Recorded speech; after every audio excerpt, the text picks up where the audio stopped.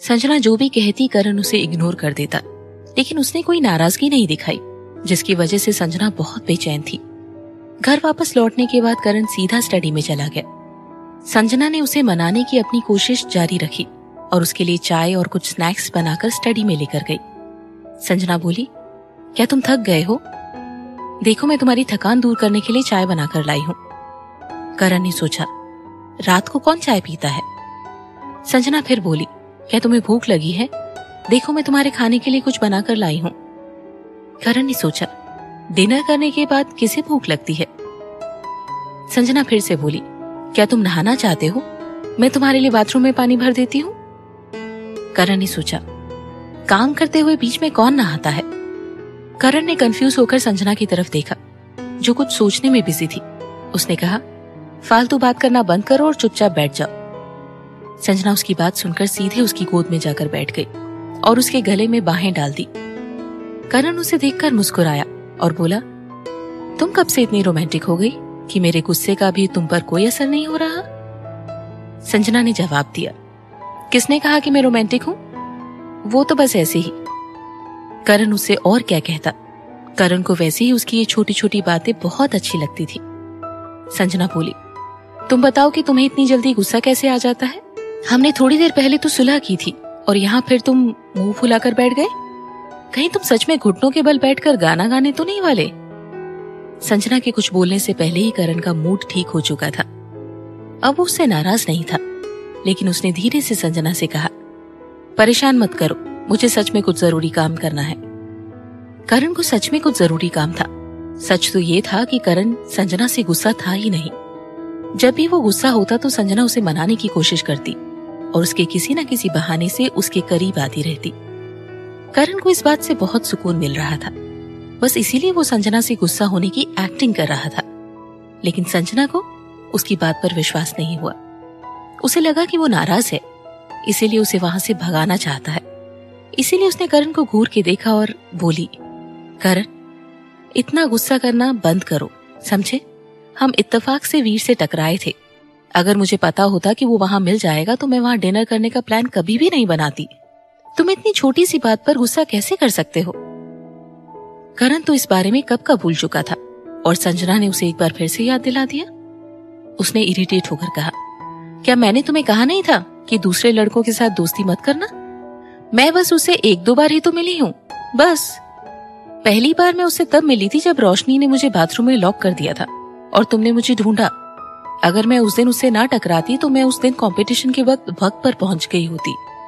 उसकी वजह से मेरा इतना जरूरी इवेंट मिस हो गया था, इसीलिए मुझे उस वक्त उस पर बहुत गुस्सा आया था। इतना सब होने के बाद भी मैं उसकी दोस्त कैसे बन सकती हूँ? संजना निराश होकर बोली। इस बार करण ने ऐसे जताया जैसे उसे संजना की बात पर विश्वास ना हो। संजना ने तुरंत अपने सिर पर हाथ रखकर कसम खाई, मैं कसम खाती हूँ, मैंने जो भी कुछ तुम्हें बताया है वो सब सच है। अगर मैंने एक बात भी झूठ कही हो तो मुझे। इससे पहले कि वो अपनी बात पूरी कर पाती, करण ने उसके मुंह पर हाथ रख दिया, उसका मुंह बंद कर दिया और उसे डांटते हुए बोला, शट अप, आगे से ऐसी फालतू बातों के लिए कसम मत खाना। अगर मैंने फिर तुम्हारे मुंह से ऐसी बातें सुनी तो देखना मैं क्या करता हूँ। ये कहकर करण ने संजना को धक्का दे दिया। संजना बोली, मैं तो बस तुम्हें यकीन दिलाने की कोशिश कर रही हूँ। अब तुम मुझ पर गुस्सा क्यों हो रहे हो? तुम हमेशा मुझे इतना एटीट्यूड क्यों दिखाते हो? संजना मुंह फुलाकर कोने में बैठकर रोने लगी, जिसमें से 20% सच था और 80% एक्टिंग। उसने करण को उंगली दिखाते हुए कहा, अगर तुम्हें मुझसे इतनी प्रॉब्लम है तो फिर मुझसे शादी क्यों की? करण ने अपने दोनों हाथों को टेबल पर जोर से पटका और बोला, मैं तुमसे पहले भी गुस्सा नहीं था और फिर तुम मुझसे गुस्सा क्यों हो रही हो? संजना ने उसकी मिमिक्री की और टेबल पर अपने हाथ जोर से पटके, लेकिन उसने कुछ ज्यादा ही जोर से हाथ पटका था, जिससे उसके हाथों में दर्द होने लगा था और वो गुस्सा दिखाने की बजाय अपने हाथों पर फूंक मारने लगी। करण ने तुरंत उसका हाथ चेक किया।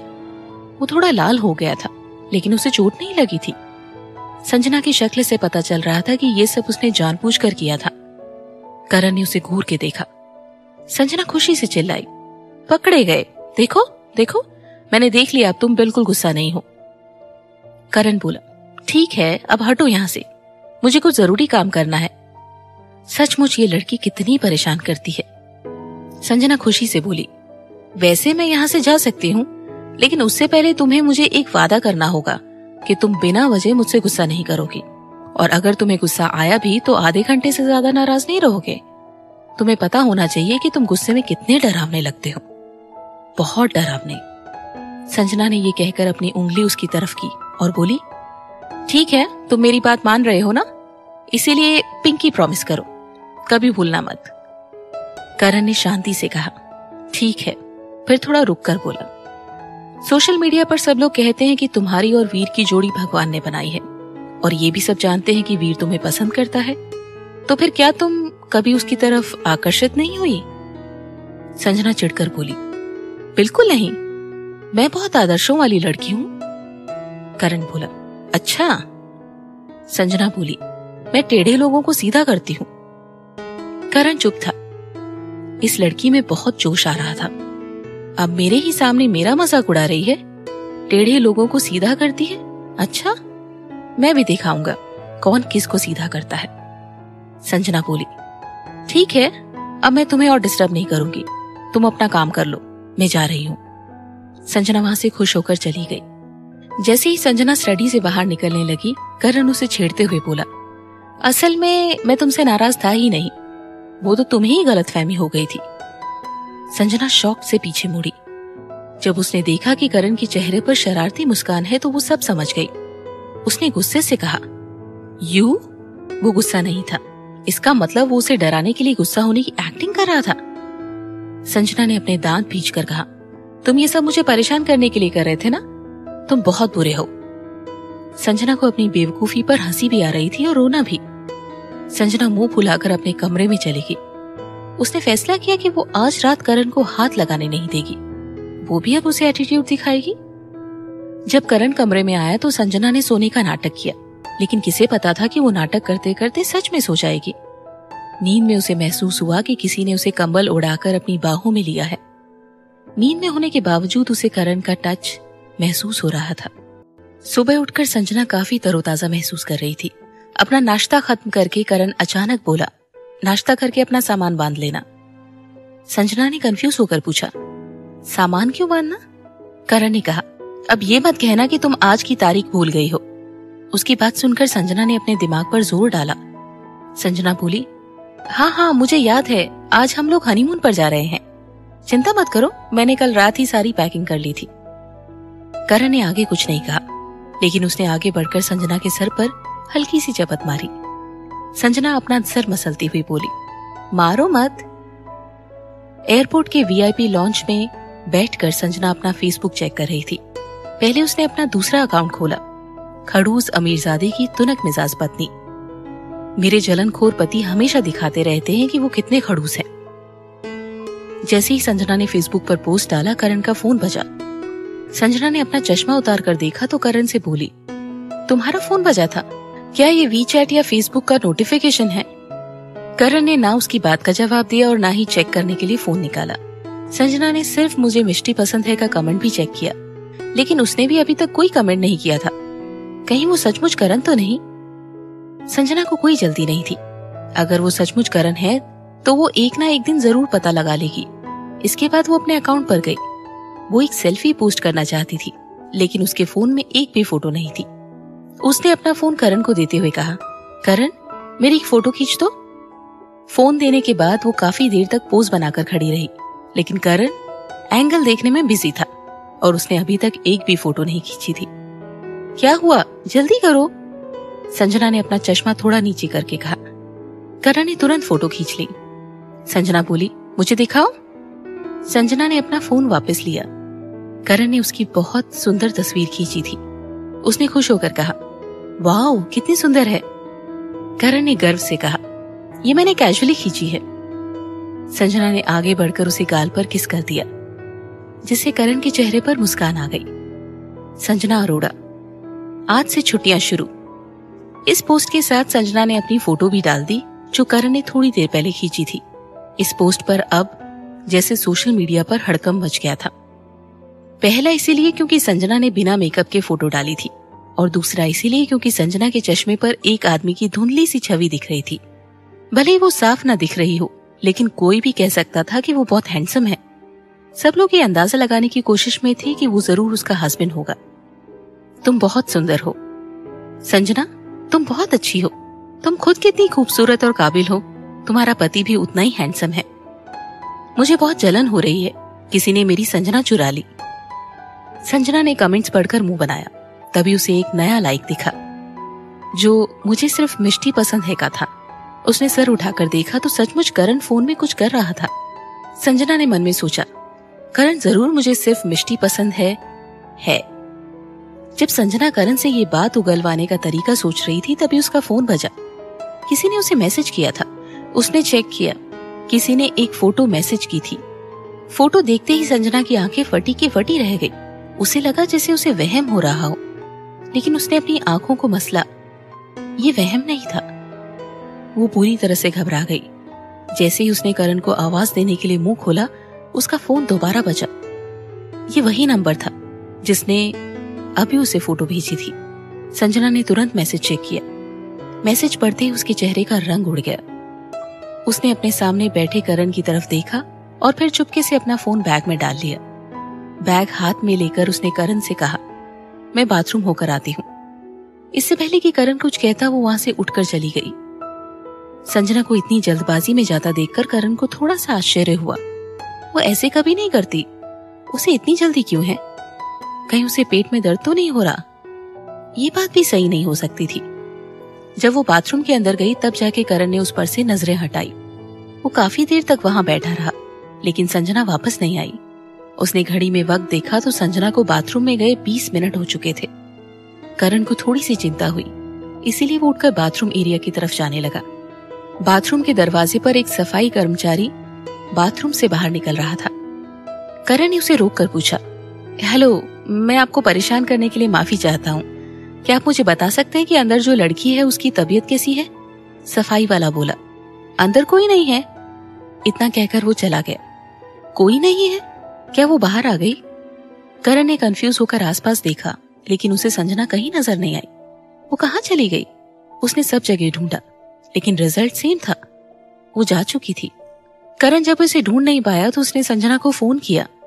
रिंग बजती रही लेकिन किसी ने फोन नहीं उठाया। कहीं उसे कुछ हो तो नहीं गया? कहीं कोई किडनैपिंग? करण ये सोचकर घबरा गया। टैक्सी में बैठी हुई संजना सोच रही थी जैसे उसने आज सब कुछ खो दिया हो। जब उसे पहला मैसेज मिला तो उसे लगा शायद उसका वहम है, लेकिन वो फोटो सचमुच उसकी बहन की थी। उस वक्त वो इतना डर गई थी कि करण को सब बताना चाहती थी, लेकिन तभी उसे अगला मैसेज आया जिसमें लिखा था कि वो करण को कुछ नहीं बता सकती। उसने धमकी दी थी। उसमें लिखा था कि वो करण को शालिनी के बारे में कुछ नहीं बताएगी और उसे छोड़कर कहीं दूर चली जाएगी। अगर उसने ऐसा नहीं किया तो वो अपनी बहन की शक्ल जिंदगी भर नहीं देख पाएगी। उसकी बहन की जिंदगी का सवाल था, इसीलिए वो बहुत डर गई थी और बिना कुछ कहे बहाना बनाकर वहां से चली गई। संजना पहले ये पता करना चाहती थी कि सचमुच उसकी बहन हॉस्पिटल से गायब हुई थी या नहीं। सिविल हॉस्पिटल कोई मामूली हॉस्पिटल नहीं था। उसकी बहन वीआईपी पेशेंट थी। ऐसा कैसे हो सकता है कि उसकी बहन वहां से गायब हो गई हो, किसी ने नोटिस भी ना किया हो? सबसे पहले वो बाथरूम में जाके अर्पिता को कॉल लगाने लगी, लेकिन इससे पहले कि वो कॉल कनेक्ट कर पाती, अर्पिता का कॉल आ गया। अर्पिता बोली, संजना, तुमने बिना किसी से बात किए शालिनी दीदी को किसी दूसरे हॉस्पिटल में ट्रांसफर क्यों करवा दिया? वो अभी कौन से हॉस्पिटल में है? मैं उनसे मिलने जा रही हूँ। संजना बोली, ट्रांसफर? उसने कब अपनी बहन को किसी और हॉस्पिटल में ट्रांसफर करवाया? तो इसका मतलब उसकी बहन सच में, और वो इंसान उसका नाम इस्तेमाल करके उसकी बहन को किडनैप करने में कामयाब भी हो गया। संजना का सर चकराने लगा था। उसका दिल डर के मारे जोर जोर से धड़क रहा था। वो इस भंवर से निकलना चाहती थी, लेकिन चाहकर भी उसे कोई रास्ता नजर नहीं आ रहा था। उसने आंखें बंद करके खुद को शांत किया। ऐसा कौन हो सकता है जो उसका नाम इस्तेमाल करके बिना किसी के नोटिस में आए हॉस्पिटल से उसकी बहन को शिफ्ट करवा सकता है? सबसे पहले संजना को रोशनी का ध्यान आया।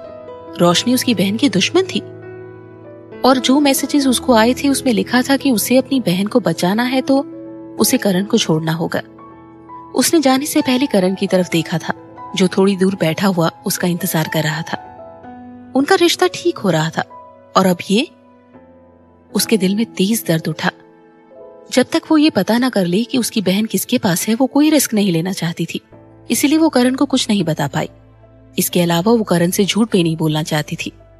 अगर वो पूछता भी कि हनीमून पर जाने के बजाय घर वापस क्यों लौट गई, तो वो क्या कहती। इसीलिए उसने चुपचाप वहां से जाना ठीक समझा। संजना तुरंत रोशनी से बात करके मेहरा मेंशन के लिए निकली। उसको सिर्फ रोशनी पर ही शक था, लेकिन जब वो वहां पहुंची तो रोशनी और मिसेस मेहरा दोनों ही घर पर नहीं थे, बल्कि उसे वहां राहुल मिला, जो संजना को अपने घर में देखकर हैरान था। उसने संजना को अंदर आने के लिए कहा, लेकिन उसने मना कर दिया। संजना का चेहरा गुस्से से लाल था और वो राहुल को भी शक की नजरों से घूर रही थी। उसने गुस्से से पूछा, मेरी बहन कहाँ है? वो तुम लोग उसके साथ क्या करने वाले हो? राहुल उसकी बात सुनकर कंफ्यूज हो गया। उसने पूछा, तुम्हारी बहन? तुम क्या बोल रही हो? संजना मुंह बनाकर हंसी। मैं क्या बोल रही हूँ? तुम्हें ये बात पहले अपनी बहन से पूछनी चाहिए, या शायद तुमको शुरू से ही सब पता होगा और मेरे सामने भोले बनने की एक्टिंग कर रहे हो। राहुल उसकी बात सुनकर हैरान था। उनके घर के पास एक कैफे था जहाँ संजना बैठकर राहुल को घूर रही थी और वो खिड़की के पास खड़ा होकर किसी से फोन पर बात कर रहा था। राहुल ने दावा किया कि उसे इस बारे में कुछ भी मालूम नहीं है और संजना किसी भी हाल में उसके घर में घुसने को तैयार नहीं थी। इसीलिए वो उसे पास के कैफे में लेकर गया। उसको वहां बिठाकर रोशनी को फोन किया, ये जानने के लिए कि आखिर वो है कहाँ, क्या कर रही है। आधे घंटे तक ट्राई करने के बाद राहुल का फोन रोशनी ने उठाया। राहुल का मूड ठीक नहीं था। संजना घबरा कर बोली, फोन पर तुम्हारी बहन है ना? है ना? उसी ने मेरी बहन को गायब किया है। राहुल ने कुछ बोला नहीं, लेकिन वो शक्ल से काफी परेशान दिख रहा था। संजना को उसकी शक्ल देखते ही अपने सवाल का जवाब मिल गया। जाहिर था इसके पीछे सिर्फ रोशनी का ही हाथ हो सकता था। संजना बहुत मुश्किल से अपना गुस्सा कंट्रोल कर पा रही थी। उसने गुस्से से दांत भींचते हुए एक एक शब्द पर जोर देते हुए कहा, वो मेरी बहन को कहाँ लेकर गई है? अगर मेरी बहन को कुछ हुआ तो मैं उसे जिंदा नहीं छोड़ूंगी। राहुल खुद भी बहुत फ्रस्ट्रेटेड था। उसने संजना से कहा, मुझे नहीं पता कि तुम्हारी बहन कहाँ है, लेकिन मैं ये जरूर बता सकता हूँ कि वो जहां भी है बिल्कुल ठीक है। राहुल ने भी बहुत कुछ प्लान बनाकर रखा था कि वो शालिनी के होश में आने के बाद क्या करेगा, जिससे करण की जान बचाने वाला राज हमेशा राज ही रहे।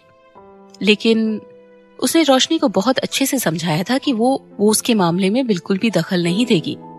लेकिन किसे पता था कि वो अपनी हरकतों से बाज नहीं आएगी और अपने साथ साथ सबको ले डूबेगी। राहुल ने ये नहीं सोचा था कि रोशनी ऐसा भी कुछ कर सकती है। थोड़ा रुककर राहुल आगे बोला, कुछ वक्त तक रोशनी जैसा कहती है वैसा ही करो। मैं तुम्हें गारंटी देता हूँ कि तुम्हारी बहन को और कुछ नहीं होगा और वो तुम्हारे पास सुरक्षित वापस लौट आएगी। मैं करण को क्यों छोड़ूं? उसे क्या लगता है कि अगर मैं करण को छोड़ दूंगी तो वो उससे शादी कर लेगा? क्या वो पागल हो गई है? संजना अपने गुस्से को और काबू नहीं कर पाई और चिल्लाकर बोली। राहुल ने निराशा भरी आवाज में कहा, इस वक्त उसका प्यार नफरत में बदल चुका है। अगर उसने पास्ट में तुम्हारी बहन को परेशान किया भी था तो तुमने उससे उसका प्यार छीनकर उससे बदला ले लिया, तो अब दोनों का हिसाब बराबर हो गया। संजना व्यंग भरी हंसी हंसते हुए बोली, हिसाब बराबर हो गया? क्या तुम जानते भी हो कि मेरी बहन कितनी टैलेंटेड थी? इतनी ज्यादा आत्मविश्वासी होने के बावजूद उसे मेंटल ब्रेकडाउन हो गया था। जाओ और जाकर सोचो कि तुम्हारी बहन और उसके दोस्त कितने क्रूर थे और उन्होंने उसके साथ ऐसा क्या क्या किया होगा जो शालिनी जैसी जीनियस और खुशमिजाज लड़की को आत्महत्या करने के लिए मजबूर होना पड़ा। सिर्फ इतना ही नहीं, मेरी बहन के चक्कर में मेरे पेरेंट्स भी एक्सीडेंट में मारे गए। हाँ, तुम्हारी बहन ने मेरे पेरेंट्स को नहीं मारा, लेकिन मेरे पेरेंट्स उसकी वजह से मरे हैं। उसने उन दोनों की जान ले ली। क्या तुम्हें ये सब सुनकर लगता है कि हमारा हिसाब बराबर हो सकता है? संजना ने बहुत गुस्से में दांत भींचते हुए ये सब कहा था, जैसे वो अपने दिल की भड़ास निकाल रही हो। राहुल उसकी बात सुनकर दंग रह गया था और कुछ नहीं बोल पाया। अगर रोशनी ने ये सब कुछ खुद नहीं किया था तो भी अनजाने में वही इन सब की जिम्मेदार थी। संजना के पेरेंट्स की मौत, उसकी बहन का आत्महत्या करने की कोशिश करना, ये सब रोशनी की वजह से हुआ था और उसकी बहन का ऐसा होना जिसके पीछे उसका भी थोड़ा हाथ था। अगर वो अपने मतलब के लिए रोशनी के दिमाग में ये सब बातें नहीं डालता कि उसे हर हाल में करण से शादी करनी होगी, तो बात आज यहाँ तक ना पहुंचती। उसने उलझन भरी आवाज में कहा, मैं जो कुछ भी जानता हूँ उसके हिसाब से तुमने आगे होकर करण को प्रपोज किया था। तुम जानती थी कि वो मेरी बहन का मंगेतर था। तुमने इसीलिए उससे बदला लेने के लिए करण को प्रपोज किया था, है ना? क्या तुम इस बात से इनकार करना चाहोगी?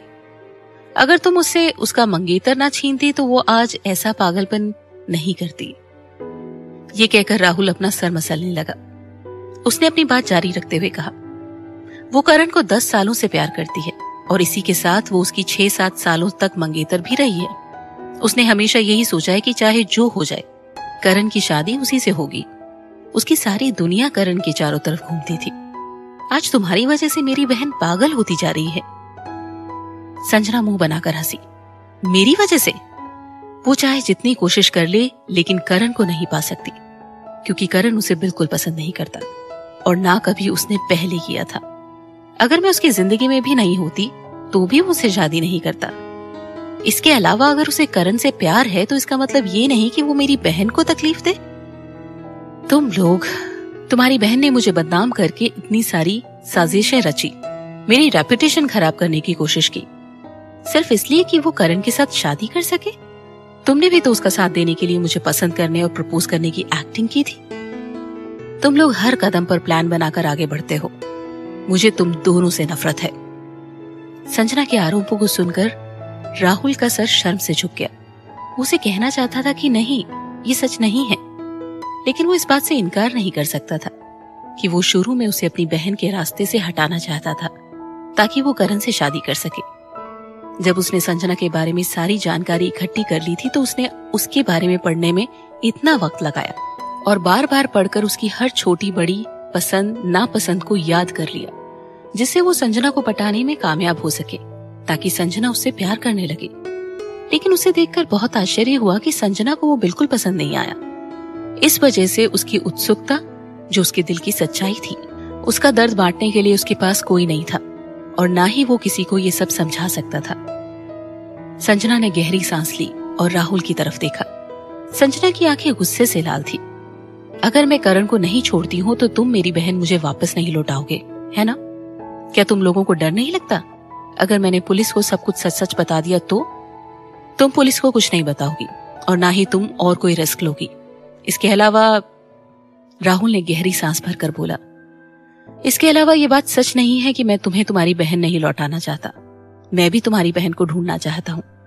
मैंने जब रोशनी को फोन किया तो मैंने उसे धमकाया, कुछ वक्त तक तुम्हारी बहन को कुछ नहीं होगा और उसके पास उसका ध्यान रखने के लिए डॉक्टर्स भी मौजूद हैं।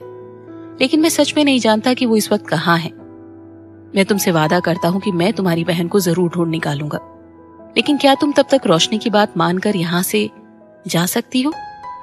एक बार मुझे पता चल गया कि तुम्हारी बहन कहाँ है तो तुम करण के पास वापस लौट जाना।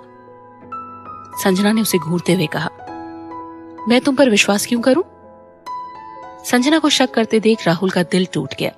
वो बोला, मेरे पास अपनी वजह है। मैं उम्मीद करता हूं कि अगर तुम्हें तुम्हारी बहन सही सलामत मिल जाएगी तो तुम मेरी बहन को माफ कर दोगी, है ना? मैं उसे फौरन विदेश भेज दूंगा और उसे कभी भी तुम्हारे और करण की जिंदगी में वापस नहीं आने दूंगा। संजना ने गुस्से में अपने दांत पीछे। उसे अभी भी राहुल की बातों पर भरोसा नहीं था, लेकिन इसके अलावा उसके पास रास्ता भी तो क्या था?